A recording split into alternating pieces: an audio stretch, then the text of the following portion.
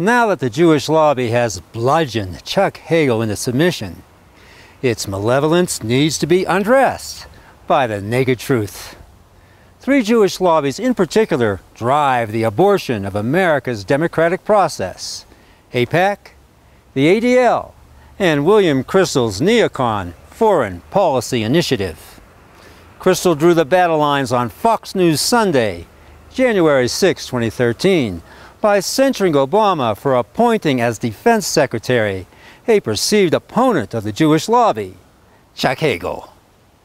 I really don't know why the president wants him, except I think maybe he likes the fact that Chuck Hagel has complained about the power of the Jewish lobby. Kristol had already set up the ad hoc Emergency Committee for Israel, reportedly funded by Jewish billionaire Sheldon Adelson, and launched a two-pronged smear against the hapless Hagel. Secretary of Defense Chuck Hagel? President Obama says he supports sanctions on Iran. Hagel voted against them. Hagel voted against labeling Iran's Revolutionary Guard a terrorist group. And while President Obama says all options are on the table for preventing a nuclear Iran, Hagel says military action is not a viable, feasible, responsible option. President Obama, for Secretary of Defense, Chuck Hagel is not a responsible option. Then we have AIPAC, a bona fide enemy of you, the American voter. You see, if any incumbent on Capitol Hill doesn't play ball with its Jewish agenda, AIPAC's revenge kicks in, pouring its bottomless pit of billions of dollars into an opposing candidate. For example, Illinois Senator Charles Percy, former head of the Senate Foreign Relations Committee, saw his incumbency usurped by the marginally known Paul Simon, whose campaign coffers were filled to the brim by AIPAC. Percy was punished for refusing to sign AIPAC's Letter of 76, protesting President Ford's threatened reassessment of Middle East policy. Soon, in collusion with its synagogue buddies at the Jewish-owned press, AIPAC spent $1.1 million on anti-Percy advertising. After Percy's defeat, AIPAC's then executive director, Tom Dine, boasted, quote, "All the Jews in America from coast to coast gathered to oust Percy, and the American politicians, those who hold public positions now, and those who aspire, got the message," unquote. Georgia Congresswoman Cynthia McKinney also got the message from both AIPAC and the ADL in 2002, 2004, and with her final removal in 2006. The district that I initially represented in Congress, I represented so many districts because redistricting was a tool that was used to target me, to eliminate me from the Congress.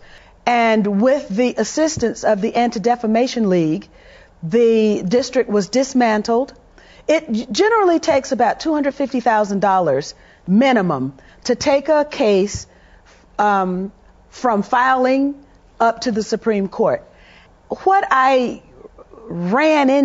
bumped into at almost every turn were these special interests. And there's no more special interest that has any more influence than the pro-Israel lobby.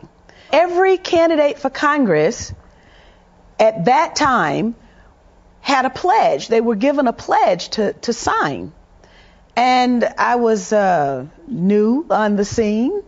And so the pledge had Jerusalem as the capital city, the military superiority of Israel. American Congress people have to sign this pledge. Yes, you sign the pledge. If you don't sign the pledge, you don't get money. So, for example, it was almost like water torture for me. My parents observed this. I would get a call, and the person on the other end of the phone would say, "I want to do a fundraiser for you." And then we would get into the planning. I would get really excited because, of course, you have to have money in order to run a campaign. And then 2 weeks, 3 weeks into the planning, they would say, "Did you sign the pledge?" And then I would say, "No, I didn't sign the pledge." And then my fundraiser would go, kaput. This isn't a question for the Congress people serving that they are representing, or they're supposed to be representing, the people of the United States, not a foreign country, and yet they have to pledge allegiance to a foreign state. That's what no one questions this. My friends, we no longer have a democracy in America. Instead, we have the totalitarian grip the Jewish lobby has on you, the American voter. Money and media, both in the hands of Jewry, decides who will live and who will die. America can live again if we break the shackles of the Jewish lobby.